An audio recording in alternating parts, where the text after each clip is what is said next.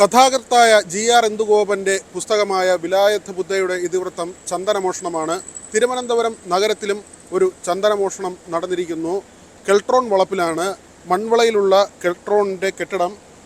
ഈ കെട്ടിടം കുറേ നാളുകളായി അടഞ്ഞു കിടക്കുകയാണ്. ഈ വളപ്പിൽ ഉണ്ടായിരുന്ന ചന്ദനമരമാണ് മോഷണം പോയത്. ഏപ്രിൽ മാസത്തിൽ ഈ മരം ഇവിടെ ഉണ്ടായിരുന്നു. അന്ന് ഇവിടെ ചില ജീവനക്കാർക്ക് സംശയം തോന്നി. മരത്തിൻ്റെ ഒരു ശിഖരം മുറിച്ച നിലയിൽ കണ്ടു.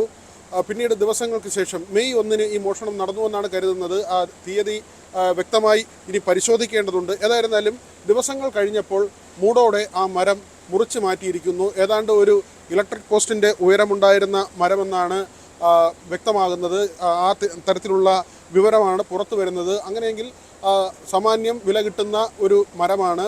ഈ മരം ഇവിടെ ഉണ്ട് എന്ന് മനസ്സിലാക്കി ആദ്യം അതിൻ്റെ ശിഖരം മുറിച്ചത് ഇത് ചന്ദനം തന്നെയാണോ എന്ന് ഉറപ്പിക്കുന്നതിന് വേണ്ടിയാണെന്ന് കരുതുന്നു. ഇന്ന് ഈ വിവരമറിഞ്ഞ് നമ്മൾ കെൽട്രോണിൻ്റെ പ്രധാനപ്പെട്ട ഉദ്യോഗസ്ഥരെ ബന്ധപ്പെട്ടിരുന്നു. അവർ ആദ്യം ഇങ്ങനെ ഒരു കാര്യം ശ്രദ്ധയിൽപ്പെട്ടില്ല എന്നാണ് അറിയിച്ചത്. പിന്നീട് അവർ അറിയിച്ചു ഈ സംഭവം സത്യമാണ്, പോലീസിൽ ഇന്ന് പരാതി നൽകാൻ തീരുമാനിച്ചിട്ടുണ്ട് എന്ന കാര്യം. പക്ഷേ എന്തുകൊണ്ട് ഇത്രയും ദിവസം പോലീസിൽ പരാതി നൽകാതെ പോയി?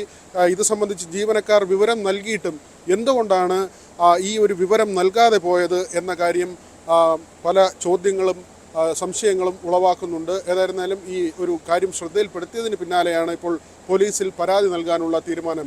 സി വിനോദിനൊപ്പം VV വിനോദ്, News 18 തിരുവനന്തപുരം.